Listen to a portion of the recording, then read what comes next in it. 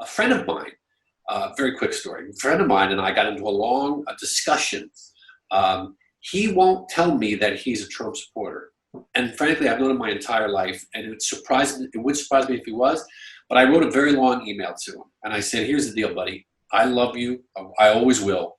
But we are never going to agree on this, ever. This is how I feel." And I put it in words because I realized I just wanted to put it down for myself to be able to look at it before I even sent it to him. And I did send it to him. The same thing goes for the overt racist.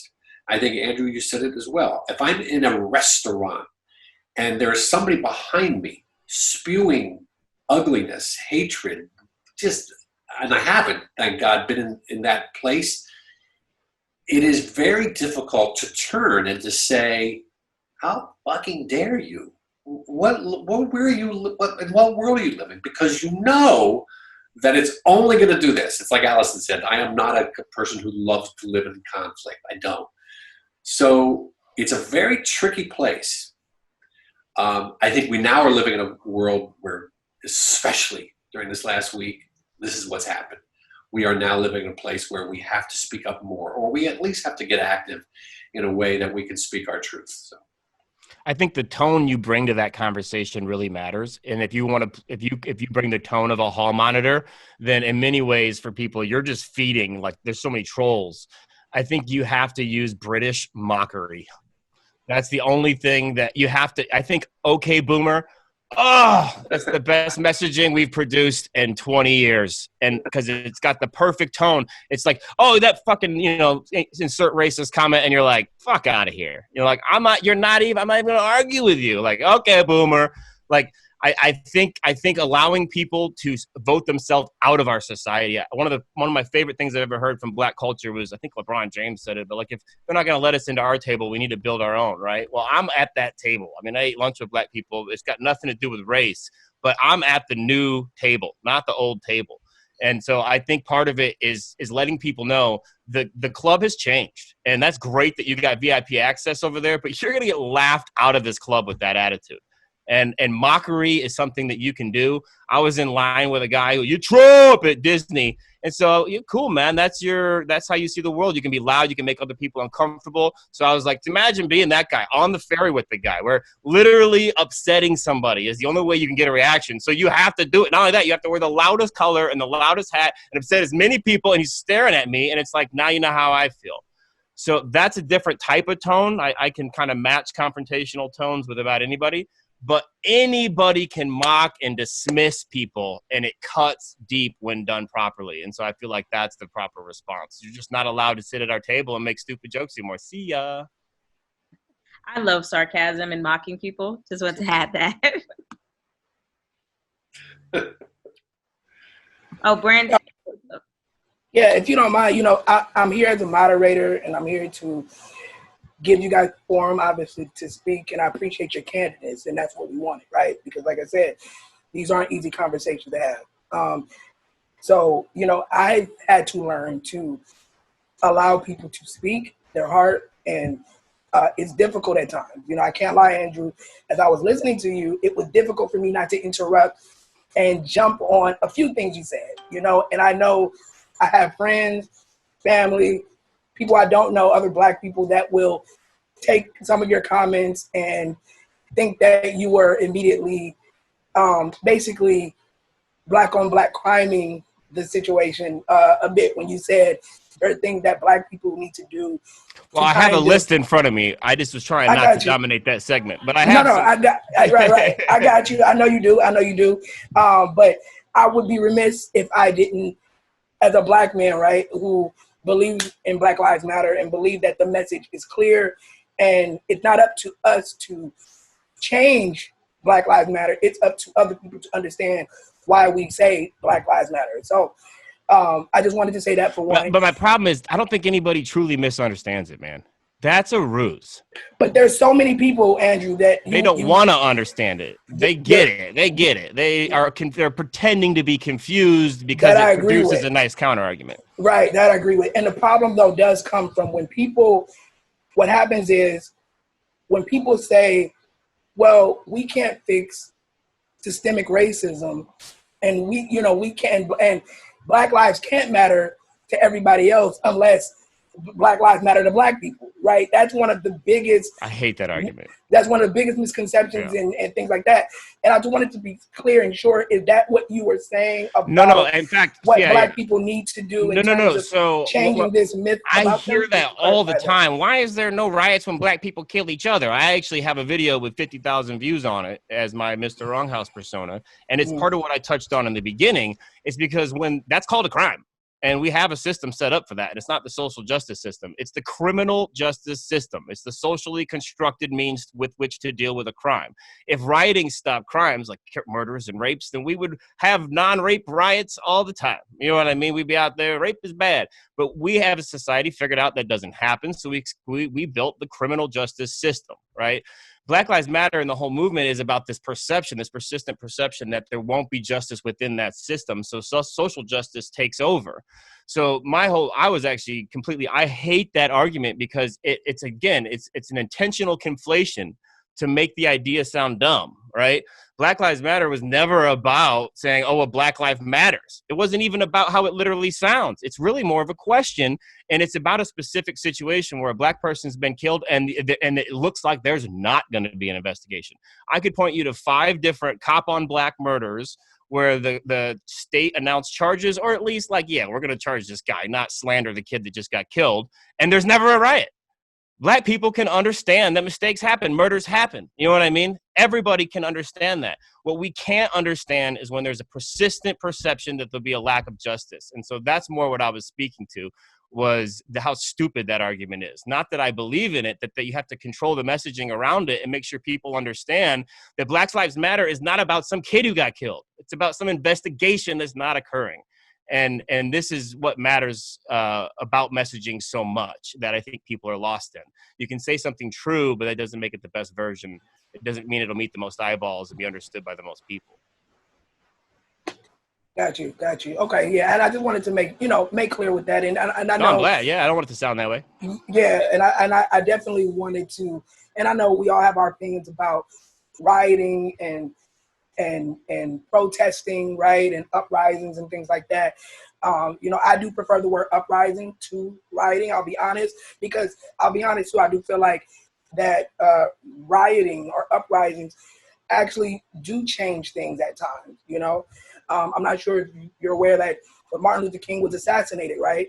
Oh, yeah. There were riots all over. Riots I had a gun on a Black dude stealing stuff from me 4 days ago. It's on my Facebook. Just package thief, and I sleep with a motion sensor, and I arrived at the door and had to make that assessment, property over life. You know what I mean? Like, I get it. What I would say that would further your point is that the protesters, the uprisers, and the looters are not the same people. That's it. They're not the same people. Because they're in the city at the same time or whatever. It's not the case, man. I've stood with Antifa here in Seattle and watched 15 dudes come up through an alley, enter the back of the group, break a bunch of stuff, and leave out the side. Never to be seen or heard from again. You know what I mean? Now, do Black people need to make better choices and not run in those stores and run out with TVs? Yeah, but once something's broke, it's got this sense of like, it's gone already. I might as well get some of it. I felt that way walking through Fred Meyer while they were closing up. I'm like, man, ain't nobody back here. It's crazy. You know what I mean? Yeah. It's lunacy. They should make better decisions, but they didn't, whatever. But I don't believe the people that are doing the things that get the bad headlines are the people doing the looting. And that's what I meant before. You got to understand there's gonna be a counter narrative. You got to show up and have the leader of the protest hand out a scarf to everybody who registered. Right. So that the photos, you know what I'm saying? We need a militant approach that understands the realities that we deal with, because the counter narrative is strong and well funded.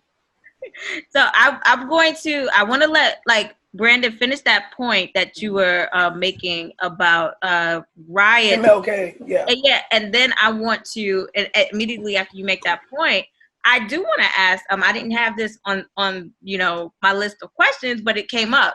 What, and I want to start with Nat for this, this response. What are your thoughts, about the rioting?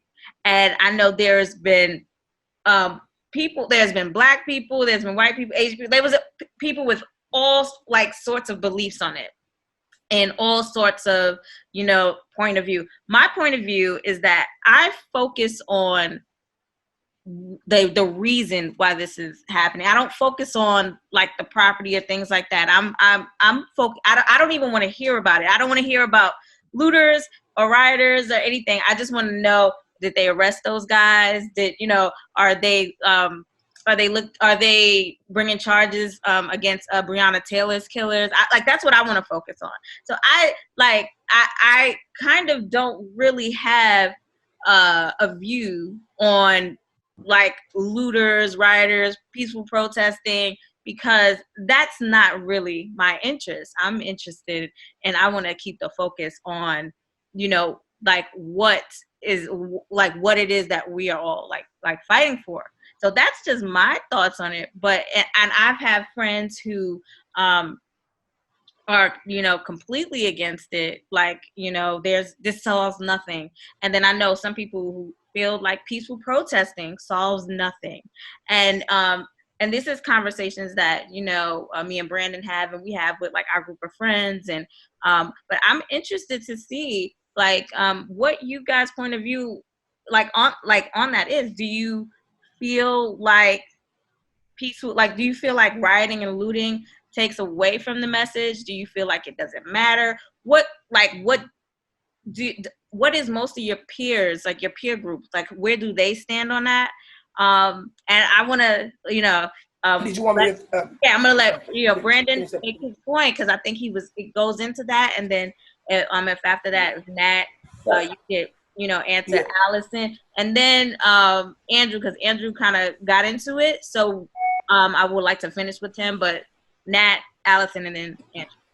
Yeah, and the point I was just gonna make to Andrew, and just for this subject, is that after Martin Luther King was assassinated, 110 American cities were rioted and looted, causing like almost $50 million in damage. 6 days later, the Civil Rights Bill was passed. So I feel like uprisings and things like that does cause change, effective change. And that was the only point that I wanted to make with that. And I would love to obviously get you guys' thoughts now. Yeah, I think that it's such an interesting question, because frankly, my opinion, I think, has probably changed as I've gotten older. And we did have a very, very brief conversation, Brandon and Jen, another friend of ours, about this. And it wasn't about the rioting; it was about the curfew violation. All of it takes away from the message to an extent. It does. Peaceful protest, I tend to agree, sadly. It's not going to be the be-all, end-all. It's the greatest thing in the world to have hundreds and thousands of people, millions of people around the world stepping up and walking the streets. It's great. It is. It's important. I do personally worry that and Andrew, you said it, I agree with you 100%, and I posted it, in fact, because I saw it written. Looters are not protesters. They're not. Looters are looters. That's what they're there for. They took advantage of it. And by the way, look what's happened from last Sunday to today. I haven't seen looting. I know it exists. I'm sure some of these places around the country have had it, a small little amount of it. But what we mostly had is people stepping up. And by the way, peaceful protests are, again, the definition of them is not, let's walk quietly and just kind of walk in a straight line and let's all be, kumbaya. It's not.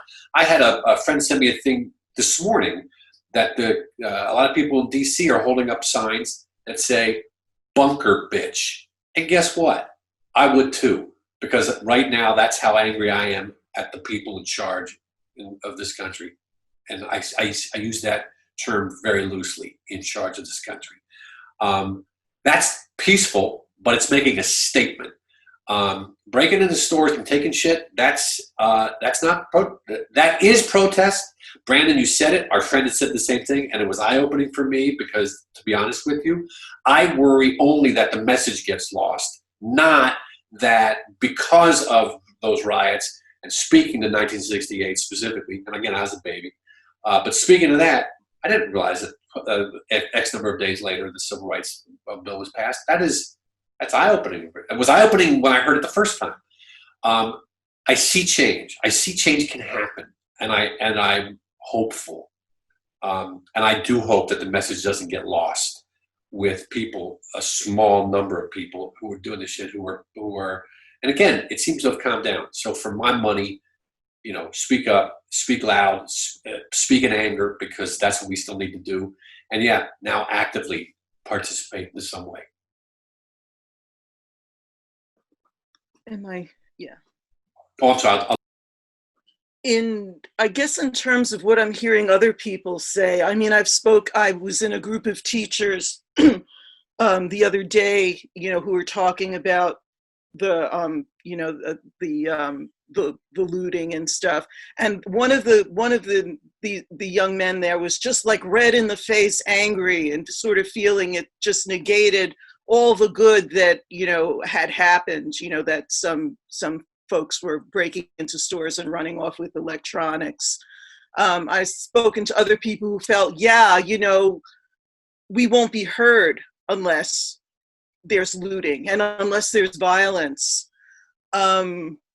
Me personally, I prefer peaceful protest. And like Nat said, peaceful protest isn't wimpy. I mean, people keep raising the name of Dr. King. Dr. King wasn't wimpy. He was relentless, willing to go to jail for his beliefs.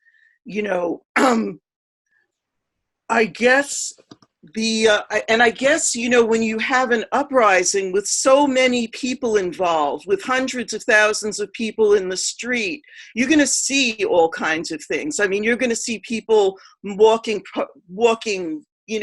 sedately. You're going to see people protesting nonviolently. You're going to see people wanting to protest violently. You're going to see people taking advantage, and as soon as the windows are busted, they'll run in and try to grab something. I mean, I think it's just that many human beings. You're going to see that many kinds of responses, and I think in a lot of ways the looting is really unfortunate. It makes the movement look bad, but it's the way it is, and it's perfectly understandable that a person would want to get theirs if they feel that they haven't been getting what they deserve. I think it's kind of human nature, a little sadly, but it's human nature. I mean, I think in making a decision about whether or not that's good, I prefer the idea of nonviolence, because I think if you're wanting to have some kind of real societal change, you really want to think about what's it going to be like next. I mean, do you want the person with the biggest mouth to be the one who's in charge? I mean, I guess you want to think about what kind of a world do you want to be living in? I mean, do you want to be living in a world where it's I got mine and I don't care about anybody else? I mean, I think you want to look, we all want to look a little further down the road. And real quickly, Andrew? Andrew. So I'm so sorry, Andrew. Real quickly, I want to comment on what Allison said, because I so agree with it. I think the problem also is that, and God love them, we need the press for sure. They have to be a part of this all, but they do have a tendency to cover it with the biggest moments. What makes the biggest noise? And looting made the biggest noise last week. It did, and it was so. What was getting lost for me was, holy shit! All these people are doing what they should be doing, which is standing up and screaming, essentially, from the highest mountain. But what happens is that the press, and then it goes to Andrew's point, we both heard the same thing, and that's why I posted it. The press kept saying that early on Sunday and on Monday, a lot of the protesters are looting. And I wanted to scream, well, you're making an assumption that's not true. We see the protesters protesting, and we see the looters looting. They are not the same. Is there crossover? Yeah, I'm sure there's a little bit of crossover. We're not blind to that. But that's what we got to be careful. We have a precedent. It's like the police. We need both. We just got to figure out a way to make it work better. So I live in Seattle where we have the May Day riots every year where these idiots just go out and break stuff. And the only thing that they need is cover of 200-300 other people, just keep the cops busy, and they do it. You know what I mean? There's no reason. This is what they want to do, So let me just approach this carefully. When you look at evidence like there was rioting and looting, 6 days later we passed the Civil Rights Act, great. I think Martin Luther King would have thought, how do I know? But I think he would have thought it could have been done in 4. There was a way to do it better, and there was a way to do it worse. And I think that keep in mind, I come from a marketing background. Not enough thought is given to how their thoughts will sound in the entire ecosystem. Here we are fighting for a specific thing, and we're talking about microtransgressions and things that will make 60% of the people in the room out. They're going to laugh at you after you say that. They're going to okay boomer you and leave, right? You guys talking about changing the world. You're not changing a damn thing without 60% of the people nodding their head when you talk about your idea. So Why does nobody talk about that? If you can't gain a consensus behind what you'd like to do, then you're not changing anything. And right now, that's why I said lead blockers. White people can get whatever leadership exists, to say this is the movement, this is the future, and then there's something to get behind. But we cannot do much more than that. There has to be something. There has to be an idea. And you have to. The idea has to be designed in a way to exclude the fewest people, and nobody's considering that. And so the last thing I'll say is when you talk about riots, it's completely oblivious to how people will be able to frame that on the other side. And if you want to make a real change, that's going to come down to a vote. It's not going to come down to some willy-nilly thing we think should be the way life is because it feels that way to us. And you are not going to get those votes unless you control the messaging and the narrative, understanding there's an enemy out there using everything you do against you. And when they get black leaders to fall into defending stealing people's property, they've got them right where they want them. You know what I mean? We have to understand we live in a back and forth marketing ecosystem, and that while you have people agreeing with you, you cannot let a kid running out of a Nike store with a smile on his face ruin it. It's got nothing to do with whether or not it'll institutionalize change or whether he has a right to act out or what. All of those are just irrelevant. All that matters is that 40 million people saw that meme this week. I just want to say the comments are lighting up, and I love it. And I wanted to ask you, Andrew, like to your point, someone said, you said it took 6 days, but with like peaceful. No, not peaceful, but without stealing. They could have broken every damn window and left the stuff in there. Maybe it'd have taken 4 so your issue is more of the stealing as opposed to. Not my issue. I'm explaining how 100 humans will view this event. Got you. Nothing more. I'm a marketer. I look at cost per thousand, right? It's not my issue. I'm explaining that out of 100 people, that a certain percentage of them are going to view it this way organically, and the other percent will be led towards a bad misunderstanding of it by silly memes and stuff made by that original percentage. So you just have to understand how it's viewed. I have no problem with breaking everything in the town. Everything. Burn the cop cars. I feel like all of that even is a message to a certain extent. But the moment you let somebody catch you profiting off of it, then they are able to control the narrative and claim that was your original motive. Okay, so I think I got you, and I'm glad you kind of cleared it up. And it's more about us basically almost like controlling that narrative. And like are you saying that more people that we may want to get on board with our mission would have a bigger issue with someone looting and stealing because it seemed as self-profit as opposed to like even if they're like breaking shit down. Yeah. Like, there's a difference. If everybody would have just somehow grabbed Killer Mike and been like, give us 10 commandments, give us something to rally behind, and we're gonna peacefully riot the hell out of that message, this thing would be over already. It's the fact that there's no actions planned, nobody has a clue what the goal is, and half of the media you will see will be framed to undercut your message and show people breaking stuff. So yeah, I think it's that. I think it's that we need a leader to emerge. I think Killer Mike obviously is just somebody who I feel like could easily like freestyle the plan. And then, okay, let's act on that. Let's make those changes. Maybe it's not perfect, and maybe it doesn't solve every microtransgression, and maybe it doesn't defund entire branches of the police, but maybe it'll help that interaction that caused this riot in the first place to be alleviated in some way. Like, that's all I mean, is the message has to be louder than the meme. And for as long as the message is sort of in muddy water still, and the meme is clear as day, black kid runs out of Nike store that's on fire, you know what I mean? That's bad marketing. And that's all I mean. It's not anything to do with my personal opinion. Let me ask you, From Andrew. the marketing perspective. Go ahead, Brandon, because I was gonna ask it. Oh no, ask it. Looking at the comments too, and I was gonna. You can ask it. I'll say mine if you need to ask it. What you want to ask. Okay, so what do you say to, like, do you think in the people who may have an issue with looting, and anyone I guess could answer this, do you think that would exist, like taking the opportunity to get like free things? Do you think that would exist if we didn't have a system that is built on keeping a majority of the population in poverty? And like, do you think that it would exist if we had a more fair and balanced system that didn't have more than half? If you somehow didn't have poor people, there'd probably be less emphasis on taking stuff. So yeah, maybe that. But I think there's a certain segment of people that don't have stuff, and there always will be. We're not going to design that flaw out of society. And I think that we all have a social agreement we've made with each other about how to conduct our behavior in society. And I feel like the key element of a riot is to show people, you broke the deal, bro.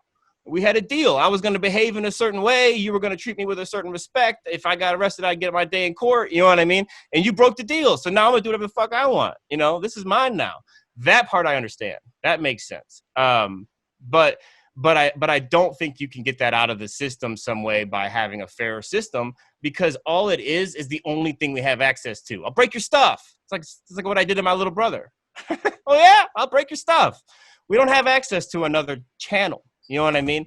And this is what I'm saying. We need Killer Mike to not just say what he said, but say, this is what we're going to do next. Let's get behind. We need that other avenue to say, yes, this is the thing. And other people won't have any way to refute that.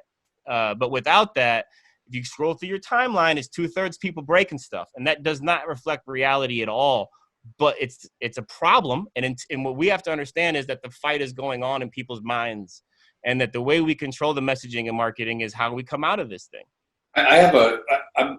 and maybe we must have different timelines, clearly, which is okay. Because my timeline, what I see on my Instagram, what I see on Facebook, is cops beating up people more than anything. I don't see looting right now as being in the forefront of what I click on. I don't see, and so that to me is a good thing. I am astounded, frankly, at the number of police brutality moments that are still happening. That because again, we have cell phones, we have the ability to shoot anything, and God only knows what was happening before cell phones. I can only imagine. So it's interesting. I look at my timeline and I go, it's not the looting that's at the forefront. It's sadly at the number of people who are getting beaten in different ways, in different forms. It's astounding to me. So that's just me. Yeah, I have a very conservative feed. Most of my feed is automotive industry people. So Interesting. And to your point, Nat, I think too, what happens is, you hear all the time, if people care more about the looters than the reason why they're even uprising, like an unarmed black man was killed, right?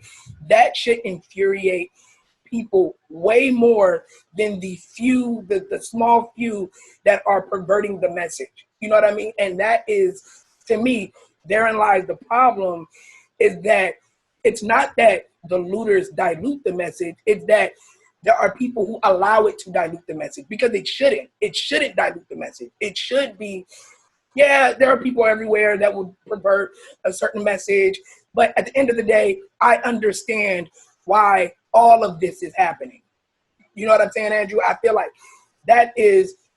therein lies the problem, and why the looters, if you will, I guess, take away from what. So, what but is let me trying ask to you do. a question. Okay, so the looting gets people's attention. Right. And then Or the, by or design, the because there's a uprising very does. The good chance, uprising the does. uprising, yeah, as a Right. whole gets people's attention. And maybe I need to learn something here.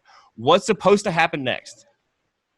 Well, like that's why I gave you the example about, the assassination of Martin Luther King. 6 days later, the Civil Rights Bill passed. Now, but Because- they had sent people to Congress as emissaries. They put forth, it was a negotiation that began and lasted 6 days. No such negotiation is even taking place right now. But would it have happened? So let me ask you this, Andrew. Oh, I think Allison wants to jump in just real quick. Brandon. Yeah. Okay. And I'll ask you a question, Andrew, after Allison. I think there's a couple of things going on, because in that Martin Luther King situation, people were working, organizing, and people were in the streets and coming back and coming back and coming back. After he died, there was a burst of violence throughout the cities. But, people kept showing up. And I think ultimately With that's demands. the message that got across. And I think that if people keep showing up, change is happening. I think what's going on now is unprecedented. I think people have to keep showing up, and it is such an odd thing. Can you describe where you see this change occurring, though? Like, what's the mechanism with which you see the change actually happening? Like we all feel different, but where's the physical change? I wanted to check this, but I just saw another Facebook meme which had like this list of about 30 things that have happened since in the past. It must be like 3 weeks. People in charge of police forces who've gotten fired, changes in law. I mean, these, apart from people just marching around, these things are starting to happen. Right. And I think it's just people showing up. Yeah, Confederate statues are coming down without debate now. Yeah, you got me there. Yeah, I can accept that. There's some of that going on. It's not just that. I'm talking about people losing their jobs who are in positions of authority. And I'm talking about changes in law starting to happen. Yeah, and those are eliminated now. Those are significant. And I just wanted to say to that point that you guys are talking about, I just got because I'm connected in these circles. I just got word that Minnesota just disbanded their police department. That's kind of crazy. Yeah, so I just want to. I look forward to that, but that kind of just came. I'm gonna look that up. That just came on. Yeah. So I would say that's one thing that's changing, and I do want to also, to Andrew's point out, like I think there's so many things that even a lot of us aren't aware of, like things that are happening in the background. We see a lot of the protests happening, but I know that there are several organizations that I just kind of want to maybe like highlight that are working to change laws, working with lawyers, working with working with different council members, and working to change laws. Like there are organizations like Unite Freedom. We all know Black Lives Matter that deals specifically with activism and police brutality. There's Grassroots Law, which help to kind of fund and give like public advocacy to people who can't afford lawyers or they don't really know how to go about their case. So I want to ask you a question here real quick. Should I be on this podcast? Because you've got commenters telling me I don't deserve to have my opinion now. And I feel like that's a good form of racism. Is this an anti-racism podcast, or is this a white ally podcast? Well, let me jump on that, if you don't mind, Andrew. So please do. So like I said, this is a tough conversation, right? And what tends to happen is in tough conversations, we tend to think that our opinion matters more than the other. Now, what I won't stand for, right, as obviously as a Black man, is racism, bigotry of any kind like that, right? But I feel like what we're having is a dialogue. And I don't disagree with. So, nothing said on the podcast is wrong, but I have right, people telling me that I can't speak to messaging as a marketer because I'm white and I'm speaking from privilege, so I should just mute myself. Which I feel like this is an exact example of what we're all here to speak against. And people, and the thing is, people are obviously, like you said, I don't speak from times, privilege. I speak from 15 years of marketing experience. the time, the times we're in, it's difficult, right? And everybody that, we're agitated and anxious and things like that. But Andrew, are you saying you're feeling unheard because you've been monopolizing the conversation for quite no, a he's I commenting on the think what comments. I don't think I said that. No, He's I think commenting on the comments. there's not us. I think you're referring Yeah, to not us, Allison. Yeah. that I don't see either. Allison, I think that what Andrew's saying is that are you looking at the Facebook Live thing? I'm not. Yeah, quite- it was just another point that I had coming into this, and that was just a way to pivot off it. Gotcha. But people are flat out telling me that I shouldn't have an opinion on Black issues because I'm speaking from white privilege. I Well, then I didn't shouldn't have see been that. invited onto a show to share my opinion. And the thing is, I didn't come onto this show to give an opinion I thought would be well received. I came on to give mine. And I just And that's why, and that's why we have you on. Like, there are, there are all, like, there's a large segment of people and who share the same views as you. And so that's an important part of that conversation. And that's something that me and Brandon was like, that we wanted that part of the conversation. Well, and my greatest message here is you're going to eventually have to convince people that don't agree with you in order for this to go anywhere. That's kind of been the theme of everything I've said. You know what I mean? It's not just who's with me. Okay, well, then everyone who says yay, let's turn around and try to convince these other assholes because we're going to need more than just us. And yeah, also to that point, Andrew, let me say, so we're going to have a conversation called the Black Delegation, right? That's a different show. We wanted to have this show, and I get that. Yeah. And the funny thing is, I had to be reminded, Andrew. You heard me say there was a lot of things that you said that I didn't agree with, but I'm still going to allow you the forum to speak your mind, and then I can tell you what I disagree with and not disagree with. That's the only way we're going to have dialogue. Is there anything I wasn't able to explain away that you still feel like I've said that you disagree with? Well, just the thing about, like you say, the Black Lives Matter thing. Maybe I need more. Maybe like we can have a discussion off air, off of the live. That allows me to have more understanding of exactly what you mean when you say. I think that if tomorrow, narrative, if we could have the #1 hashtag tomorrow be All Lives Matter, but with the question mark at the end, because it doesn't include the hashtag, still just All Lives Matter, right? Then we put the question mark at the end. I think it's an effective way to rebrand the movement. Oh, you're talking about Black Lives Matter, like Black Lives Matter. Yeah, he's saying if they change it to I'm saying okay. everybody who's down with the cause should switch to All Lives Matter. Okay. Spent the last year and a half telling me all lives mattered. Why not this one? So I just think it's good messaging. I'm not lecturing anybody about having a bad statement. I'm saying you have to realize that you're playing checkers, and every time you move a piece, they move a piece. Okay, cool. I moved the piece, you moved the piece.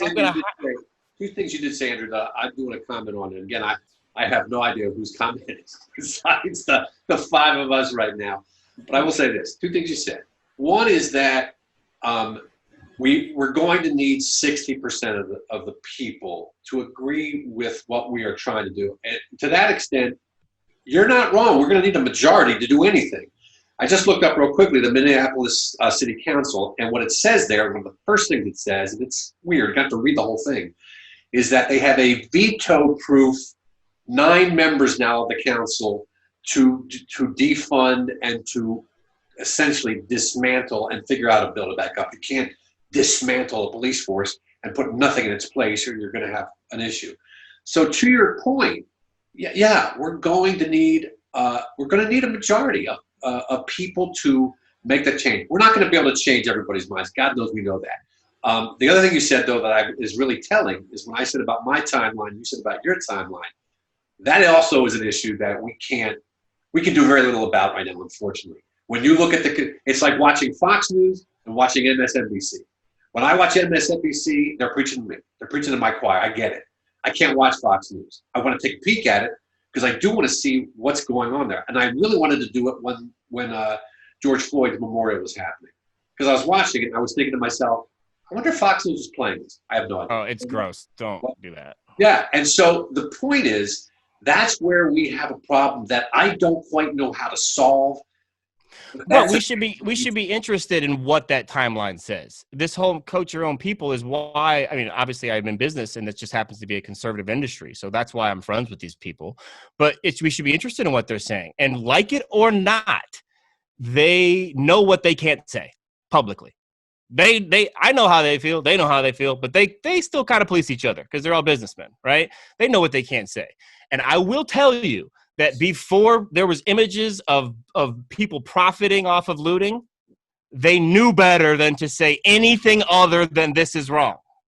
The moment you gave them a meme, it was like it never happened. It was like a curtain of stupid ass memes went up.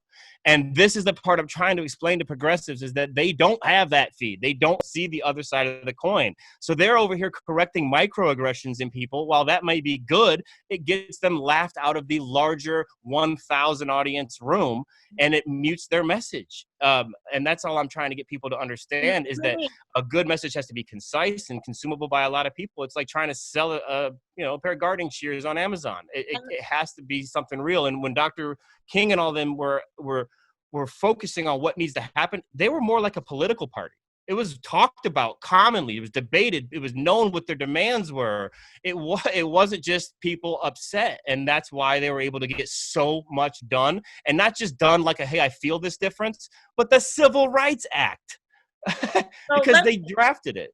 Let me ask you, Andrew, do you think, because, a lot, I tend to feel like sometimes if someone has a really strong view, like that nothing can change their mind. And so we kind of have to, and a lot of us have come to that feeling like, okay, well, we can't worry about those people because we can't change their mind. Do you feel like that, because you were talking about messaging, do you feel like those people who you can write off 30%, but not more. You could write off 30%, but not more. And then those that are they could go either way. That's who we should. Okay. It's like eating a strawberry, right? Like when you've gone too far. Like you got to bite a little bit of the white. You got to go a little too far. You got to talk to a few people whose minds you aren't going to change. But everyone who's in that middle, maybe they won't vote your way because of something you said, but you've got to be part of that push towards you cannot say that in public anymore. Bro, that's not how we roll anymore. You know what I mean?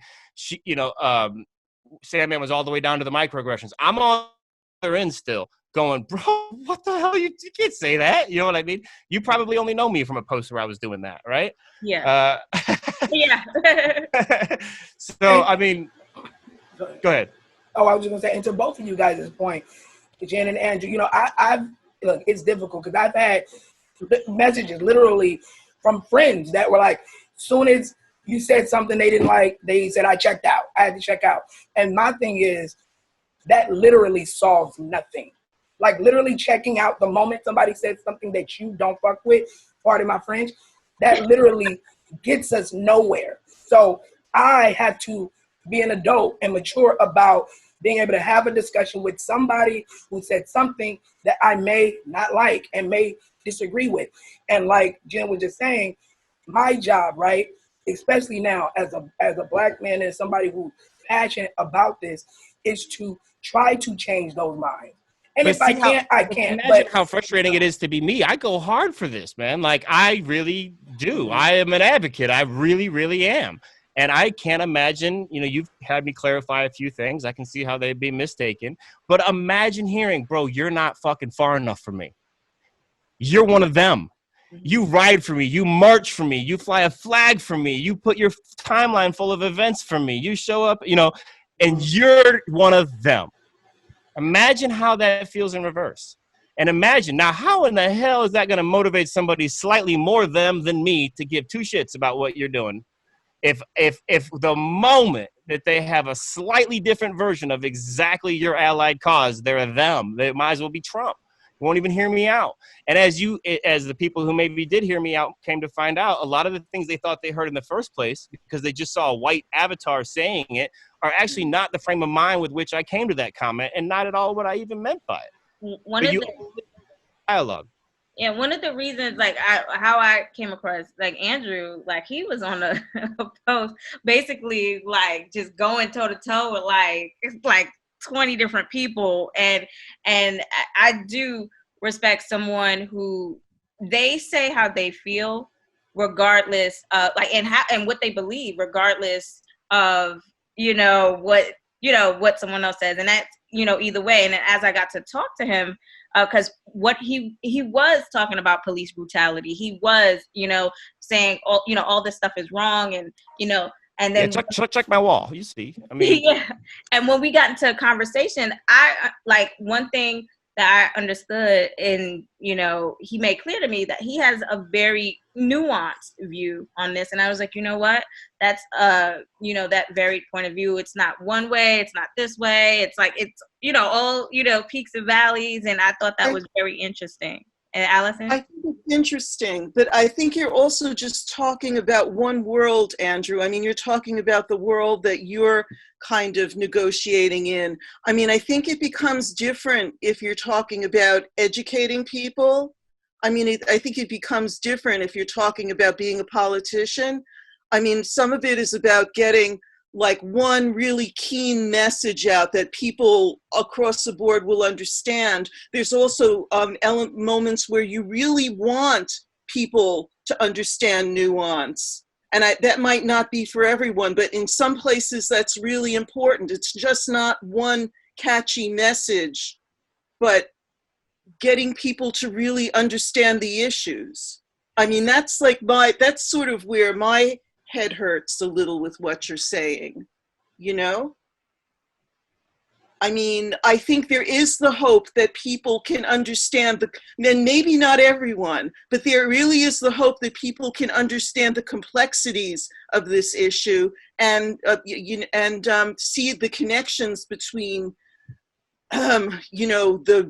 the history of African Americans in America and their own lives. I mean, I don't think it's just a buzzword. I think, I think this is a call for people to think deeply as well as respond emotionally.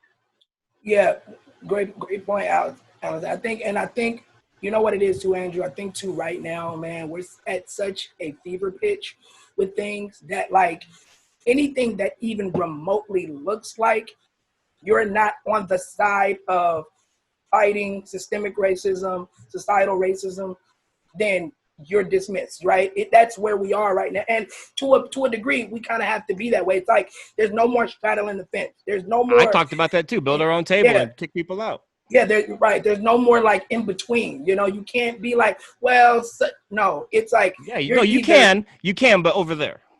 Okay, that part, right. Yeah, not here, right? Exactly, not in this space. So I think that's what it is too. And to your point, Alex, right? Sometimes people have trouble, and I did have trouble looking at the nuanced part of conversations like this, right? Well, it's tribalism. Is he saying it the right way? Is he saying it the way I've heard before? Is the way most people communicate. I spend my life in the center where I'm arguing with people on the left and the right. I'm pro-gun, I'm pro-border, but I'm universal health care. I'm all over the map, right? So I actually argue with both teams. So it's very important that I never trample tropes or I use cliches, because the moment somebody goes, I've heard this, he's on the right side, then all I get back is cliches and tropes. So I try to find a path using all of my own words and like come in disguise. So you have to hear the whole idea out before you judge it. And for a lot of people, they're like you said, they're in a raw place right now. And the moment he's like, yo, he's not using our language. Like he didn't come in with the secret handshake here. He's them. I can appreciate how they got there. I'm just calling it out because, like I said, I call it out when I see it. It's not the right way to think. And the right way to think is what am I trying to say? Here's what I'll comment, and I'm fascinated, and I'm really glad I've been in the conversation with you being a part of it, Andrew. I'm going to tell you why. I'm a very defensive man. I can be that way. I can be a dick. There's no doubt about it in my life. You are not, in the best sense, you are somebody who is worth having a conversation with, because you, whether I agree with everything you said or not, you are worth talking to, because you talk a lot. That's okay. We all do. We are passionate about what we talk about. One of the things that I've had to do, and you said it twice today, and I have to admit, and I don't know how Alice feels, but twice you've said, and you've used the OK Boomer thing. Now, I never even heard OK Boomer until I heard it, a couple of months ago. And I went, what the hell does that mean? And I went, hey, that's about me. Somebody's taking a shot at me. And that wasn't directed at me. Now, a defensive man who's not listening, who wants to check out, would have gone, screw you. Are you talking about me? Yeah. Because I don't know how Allison felt, because I think both of us are boomers, I'm pretty sure. I don't think you were taking a shot at me. I don't think you were. I've listened to enough of what you've said to know here's where I agree with what Andrew's saying. Well, okay, boomer is like the ellipsis on a conversation that somebody wants to have using circular arguments and logical fallacies, and you're done participating, so you just let them have the point. It's not necessarily an ageist thing. But it is. But it's okay, by the way. But no, but it's taken off now where, like, on my FIFA page is full of 19-year-old kids. When somebody insists one player's awesome, they're like, okay, boomer. Like, it's grown beyond an ageism insult. And that's funny because again, trust me, I'm in a business where ageism is prevalent. It exists. And that's, by the way, I get it. When I was 20 and 30 years old, I didn't want the old guys in the room with me. I didn't need them. I didn't, in terms of writing. I just didn't want, as great as they were. So yeah, I think that we hear it. And that's why a lot of people, and again, I have no idea, but now I'm actually kind of fascinated and curious to see who's been listening and who's been commenting, because you almost got to take it with the grain. There are a lot of people just going to be pissed at you. Oh, I do that. I told Genesis that when we first talked. I said, you brought me on as a white ally. And I said, and by the end of the show, you're going to be defending that I'm not a racist. He's like, you sure you want to do this? Yeah, I said, just watch, because I'm going to say things that, like, I know where my heart is, so I don't have to watch my mouth. And I know where my history has been, and I know what's on my timeline. You know what I mean? And you can go on my timeline and see people that, I served with that are like, straight up, Myers is the only white dude I mess with. You know what I mean? They don't say mess, but you get the idea. I know who I am. I don't have to appease anybody or make any, I'm here because I feel like what I'm saying could actually be useful as a marketer. And I've said this on my wall, and a lot of the, like, prominent dudes that I know were like, dude, the All Lives Matter thing is genius. But we can't start a movement. I don't know. If I could text The Rock, you know what I mean, get him to help me, I think it's a damn good idea. Doesn't mean it's going to go anywhere.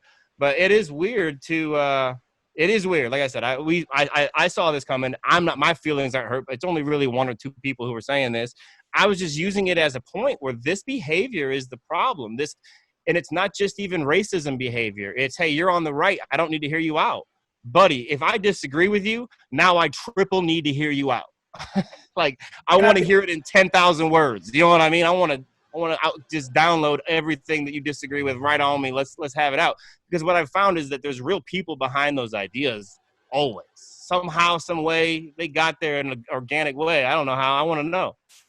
Andrew, can I be the first member of the focus group for the All Lives Matter thing? I don't think it'll go over well. That's my question. Well, that's my official vote. I don't think that the All Lives Matter. No, it wouldn't. But I tell you, if I could find 20 or 30 black celebrities that could do it the right way, what you would do is you would use it with the question mark, and you would make a statement. Last week, and and nothing was done. All Lives Matter. So it'd be pretty clear how it was being used. You know what I mean? Okay. And what it would do is everyone using the actual All Lives Matter hashtag would have their property vandalized by real anti-racism messages. It's genius, and everybody doesn't have to agree. That's fine. But I promise you, it's better than just continually posting Black Lives Matter and having them show up and pretend to be confused and go, no, man, Asian lives matter too. We've been doing that for a year. Y'all ain't ready for a new approach? I mean, that's on you if not, but and just to be clear, you're saying your problem isn't necessarily the hashtag Black Lives Matter, it's the people who always confuse. The counter message has trampled it. Yeah, it's like you threw a party, people left their cups all over, man. Throw a party at a new house now. They have effectively built, like the world wars, they'd always end up entrenched, just stalemate. You know what I'm saying? For years, They wouldn't go anywhere. That's where we are. We can get out of this trench. It's optional. There's no guns, and go around the back of them and build a new trench. And that's the vision I have, is why not start this whole thing over? Black Lives Matter happened. It blew up. It got infiltrated by Russian trolls. It got turned into stupidness. They were setting up meetings for people that weren't even part of the black community, that were the leadership at a certain point. Not all of it, but chunks of it. And they bastardized the message. They effectively confused it with this stupid All Lives Matters thing. And they've done an effective job. So on their side, they think this is a dead argument. So start a new argument. Why Google that's something that's 18 months old? If it's not All Lives Matter, that's fine. That's just a stupid idea. But let's start something new and make them start over. Come up with new stupid ways. I will say that's the first perspective I've ever heard on that that thing. I will say that. That's the first. Because I still got black friends of mine going, guys, it's not about Black Lives Matter. It's All Lives Matter. Really? Oh, we still pretending that we're explaining this to people. It's 18 months later. They get it. They get it. Either they're that 30% that are influenced by memes and are never going to get it, or they're pretending to be confused because it's a suitable argument in the moment. They get Willful it. ignorance. And So so, it's like and the if move. they do get it, then it's kind of like, it's almost like, and that's definitely something to think about, because, you know, part of it is almost like a lot of Black people are at the point where it's like, okay, we're not doing this for acceptance or approval anymore. We're doing it because it needs to be done, and This is systematic change. This is where this is where we're at. And then there's, you know, the side of, okay, do we still need to kind of let's talk about the fact that when they passed that civil rights movement, they did not change the hearts and minds of the people who hated them. What they did was make legal, systematic changes by demanding them. That's the thing I've been trying to say this whole time. When I say we're not doing enough, it's because we're not making a change. Well, they didn't get everybody to go, okay, yay, civil rights. Half of them were pissed. I'll say for me, I was telling Brandon this the other day, and then even like I spoke to someone you know, last night, and she was like saying that, you know, some people are just, you know, being down with this now. Some white people are just being down with this now because it's cool, it's in.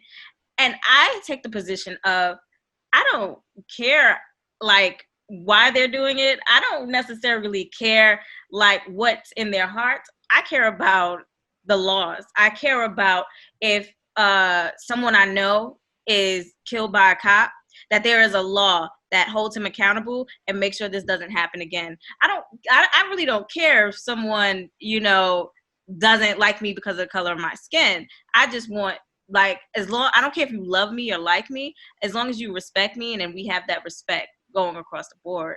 So I'll say that. Oh, you're muted, Andrew. This is almost a woman's argument too, but if you only get $80 every time you pass go, that don't seem right. You know what I mean? And at some point, you got to break the game. You got to break the rules. But you will not have a new game where you get your $200 when you pass go until you write new rules.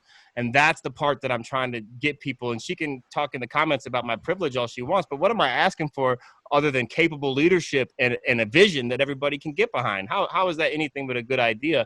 And that's how the civil rights situation came about, is Dr. King had laid out what he thought was there. So by the time he was dead, he didn't even need to be alive to cause the civil rights movement, because the demands were already in place and the people had something that they could riot and rally behind.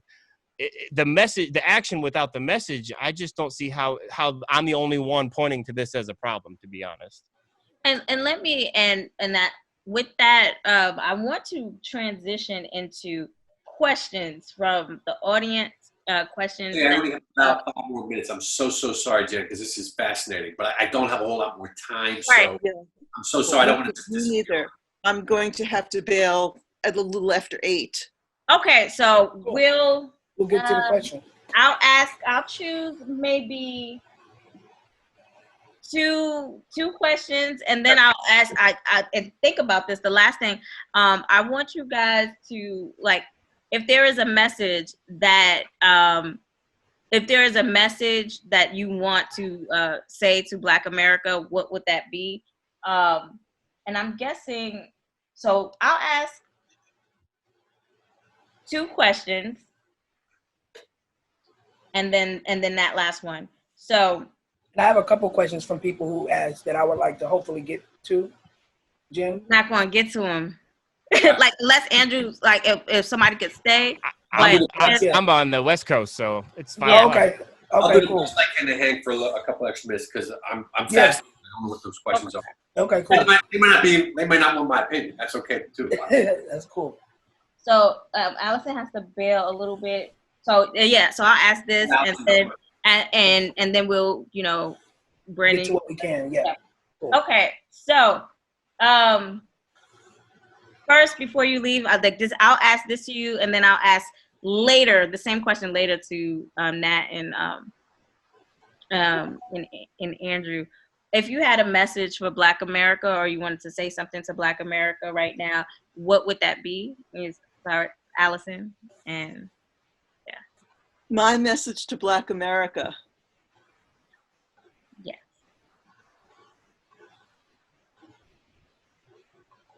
I think your moment has come. You know, I think there's a real possibility of change. I think there's movement, and it's worldwide. And I think it's for us folks who have fair skin to be standing alongside. And I think that is starting to happen imperfectly, in strange ways, but I think, the ball is starting to roll. And I think it's necessary for all of our survival. And I guess I'm saying, keep pushing, and we're pushing with you. That's sort of it. And I have a message for you, Allison, from, I guess, one of your former students. You talked about Brandy Webb, like about the other day. Oh, okay. She says, thank you. She says, thank you for defending her when Michael tried to have her expelled, and you demanded that they drop the charges against her. She doesn't know if you remember that. I don't remember that. I would love to hear. She should refresh my memory. Oh my God. Yeah. So that's the message for you. And so I just wanted to, before you had to get off. So apparently you were fighting back then for Black people. And so, yeah, and I'll let Brandon, the question that someone had sent, I had posted. I'm gonna sit tight to about 5 after, then I'm gonna have to blip out of here. Okay, no problem. Someone had asked, what do you think of reparations? And I will start with Nat, Allison, and then Andrew, and then after that, I'll let Brandon ask one of the questions that he got. Yeah, you're going to have to be more specific than what do I think about reparations. But before you become more specific, I want to jump on what Allison said, because I think it's a great thing. What do people want from us, white America, essentially? And I think it's important. I don't think I think Andrew said it, and I'm going to reverse it. I don't think the message is clear without the action. I think you said the action without the message. I say no, it's got to be the message is out, and now it has to be acted upon. That's what I would say, which is you don't need me, a white American, to go, I hear you, nodding in passive agreement. What you need is for me to become part of the action. And you nodding wouldn't do anything. That's exactly right. Nodding in agreement is not enough. Nodding in agreement and then actively doing something about it is what you need. So that's my response. Now, reparations. What are we speaking about? Historical reparations that go all the way back to, like, what they're doing, where they're ripping down Confederate. Well, reparations. Do you feel that Black people in America today should get reparations? Because right now, Black people are the only Group of people. marginalized group, like pretty much globally, that hasn't received any reparations. Do you feel like Black people should get reparations? And if so, what does it look like? And if not, explain why. I'm so sorry. I'm still a little bit, perhaps naively confused. Are we talking about, because I always look at reparations as something, there was a wrong committed, and Yeah, I can venture to guess that the context of the question is financial reparations. Slavery. Am I correct? Oh, what'd you Well, say? I think what Nat's piecing out here is there's reparations like formal apologies, formal government recognitions of what happened, tearing down of statues, and then there's a check in the mailbox every month, and that those are two different forms of reparation. so that's really the best way to say it. Because I don't know how to respond to it, because I don't know. So maybe that's where I'm just, like Well, I said. I suspect, Nat, that we're on the same page here. I'm totally for every type of non-financial reparation. The government acknowledging what they did, tearing down every statue, but I don't think anybody should get a check. So let me get Allison's thought on that, and then that's interesting, Andrew. I want to know why for that. But yeah.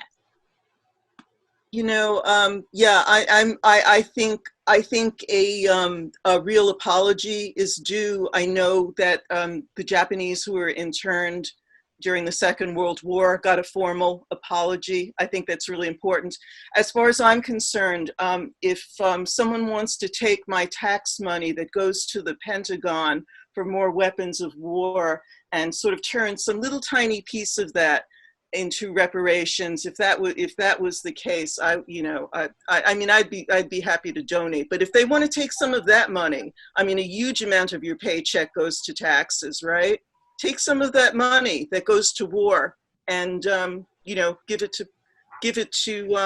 give some folks some recompense for how many 100 years of suffering.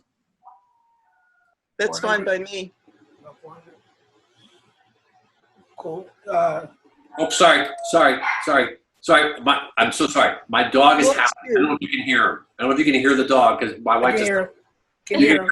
I'm going to have to go shut him up by picking him up, but not shut him up. I'm sorry. He stopped. No problem. Try that, Allison.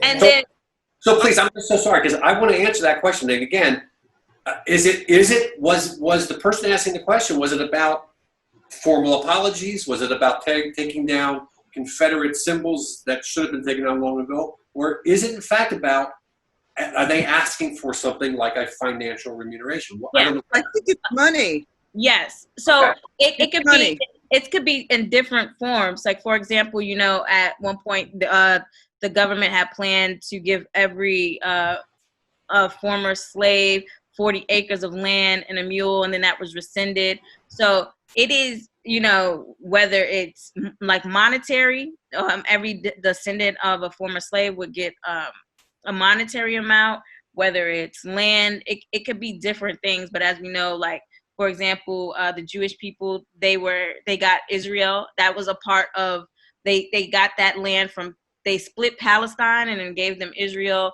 The Native Americans, they got the reservation. So there's there is a history of when there is an oppressed group that they do receive some sort of compensation for that suffering, to kind of almost like, okay, you were held down, and this is like not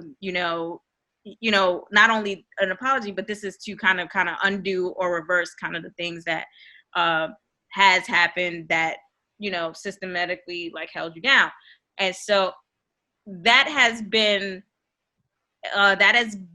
almost like customary globally, and that has not happened for African American people. And so that's the question. Someone was like, what, as white people, as a white ally, like, how do you feel? Like, do you feel like that we should have it, why not, things like that? Wow. Before you start, I really have to apologize. I must go.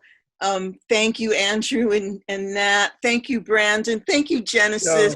Thank you, Allison. Thank you, Allison. We appreciate you. Thank you. Nat, she's one of the reasons why I'm the writer that I am today. She's really good, Allison. You did a good job. I did. She was good back then, too, for a little 16-year-old. My God, 16-year-old Jen. Oh, good Lord. Thanks, Allison. Thank you, you, guys. Be well. Bye, Allison. It was nice meeting you. Nice meeting you, too.